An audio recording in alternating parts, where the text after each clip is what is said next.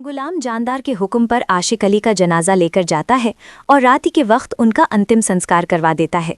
उसके बाद उन्हें वो दफना के वापस आता है तो सुंदरी पूरी तरह से टूटी हुई होती है और वो रोती हुई गुलाम से कहती है, गुलाम अब मेरा इस दुनिया में कोई नहीं रहा, मैं अब इस पूरी दुनिया में बिल्कुल अकेली हो गई हूँ। उसके बाद गुलाम सुंदरी को हौसला देता है और कहता है, घबराई नहीं, मैं हूँ ना। आशिक अली ने आखिरी वकीत यही की थी कि मैं आपका ख्याल रखूंगा तो मैं रखूंगा आपका ख्याल। गुलाम की ये अच्छाई देखकर, अपनापन देखकर सुंदरी के दिल में भी गुलाम के लिए उसके दिल में एक सॉफ्ट कोना पैदा हो जाता है।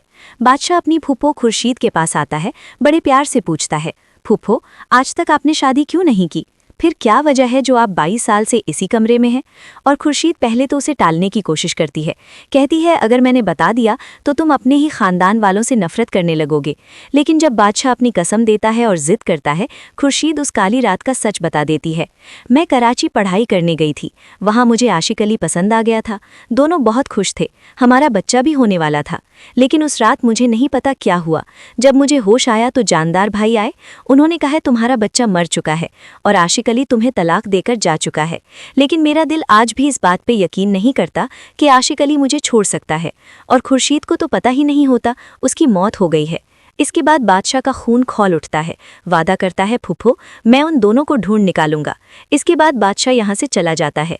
उधर जानदार दाजी यहाँ से कह रहे होते हैं, तुम्हें पता है आज गुलाम उसी लड़की को आज लेकर आया था जिसके बाप ही हमने 22 साल पहले ज़बरदस्ती खुर्शीद से डिवोर्स करवाई थी। ये राज खुल गया तो हम बर्बाद हो जाएंगे।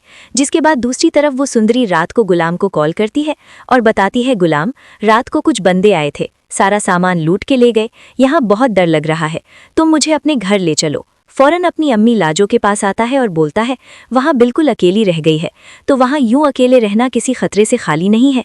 दूसरी तरफ जानदार को इस बात की खबर लग जाती है, लाजो के क्वार्टर में आता है, उसे धमकी देता है तो अगर तुमने आशिक अली की हकीकत गुलाम को बताई, इसके बाद तुम्हारा बेटा जान से जाएगा।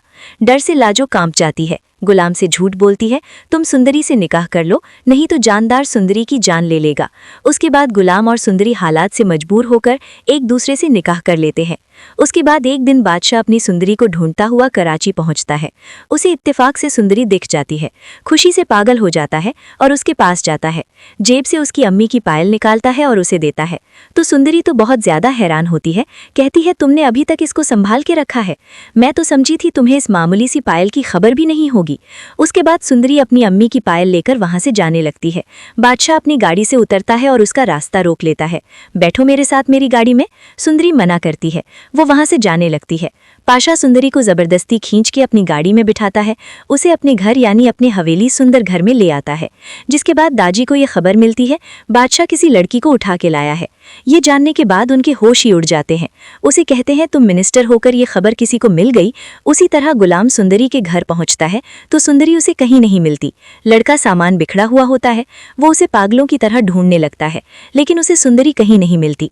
लाजो उसे कॉल करती है और बताती है बेटा गजब हो गया, सुंदरी को बादशाह हवेली में ले आया है। खुर्शीद को भी पता चल जाती है जानदार ने ही उसकी जबरदस्ती तलाक करवाई थी, उसकी बेटी को उससे दूर किया था। और दोस्तों इतनी हकीकत जानने के बाद अब खुर्शीद क्या फैसला करेगी? वो बादशाह के जंगल से अपनी बेटी को बचा पाएगी या फिर गुलाम आकर बादशाह से दो हाथ करेगा? आने वाली एपिसोड और भी ज्यादा इंटरेस्टिंग होने वाली है।